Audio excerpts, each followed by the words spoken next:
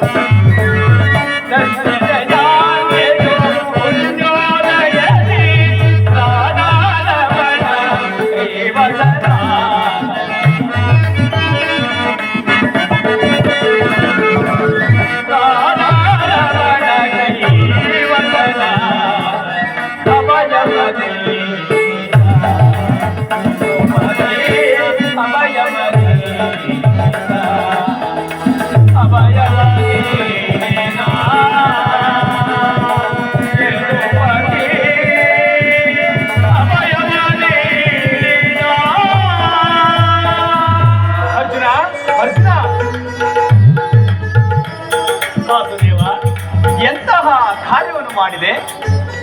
ಸ್ವಹಸ್ತನ ಪರಾಜಯಕ್ಕೆ ಆಹ್ವಾನವನ್ನು ಕೊಟ್ಟಿಲ್ಲ ಪಾರ್ಥ. ಹರಿತವಾದ ಖಡ್ಗವನ್ನು ಬಿಸಾಡಿ ಬರಿಗೈಯಲ್ಲಿರುವ ನನ್ನನ್ನು ಕಟ್ಟಿಕೊಂಡು ಕೆಟ್ಟೇಲ ಮರುಳೆ. ವಾಸುದೇವ, ನಾನು ಜಯವನ್ನು ಬಯಸಿದಿಗೆ ಬಂದವನಲ್ಲ. ನನಗೆ ಬೇಕಾದದ್ದು ನೀನು. ನಿನ್ನನ್ನು ಹೊಂದಿದೆನು ದೇವ. ಈ ಯುದ್ಧದಲ್ಲಿ ನೀನು ನನ್ನ ರಥದ ಸಾರಥಿಯಾಗ. ನಿರ್ಗತಿಕರ ಗತಿಯು ಪಥಭ್ರಷ್ಟರಿಗೆ ಮಾರ್ಗದರ್ಶಕನೂ ಆದ ನೀನು ನನ್ನ ರಥದ ಮಾರ್ಗವನ್ನು ನಿಯಮಿಸಿ. ನಿನ್ನೀ ವರದ ಹಸ್ತವು ನನ್ನ ರಥಾಶ್ವಗಳ ರುಚುಗಳು ಹಿಡಿಯಲಿ. ಆಗ ನಾನು ನೋಡುವೆನು, ಶತ್ರುಗಳು ನೋಡುವರು, ಈ ಜಗತ್ತೇ ನೋಡುವುದು. ಸೃಷ್ಟಿಕರ್ತನ ಕೈಯಲ್ಲಿ ಶಾಸನ ದಂಡವು ನಡೆಯುವುದು. ನಿಯತಿಯ ವಕ್ಷದಲ್ಲಿ ಮಾನವ ಜೀವನದ ವಿಶ್ರಾಂತಿಯನ್ನು, ಧರ್ಮದ ಚಿರಪಟ್ಟದಲ್ಲಿ ಪುಣ್ಯವು ಪ್ರತಿಷ್ಠಾಪನೆ ಆಗುವುದನ್ನು ನೀನೇ ನೋಡಿದಂತೆ ವಾಸುದೇವ. ಅರ್ಜುನ, ದೇವರು ದೇವರು ಎಂದು ಕಟ್ಟಿಕೊಂಡು ಒದ್ದಾಡುತ್ತಿರುವೆಯಲ್ಲ, ಅಂತಹ ದೈವತ್ವದ ಮಹಿಮೆ ನನ್ನಲ್ಲಿ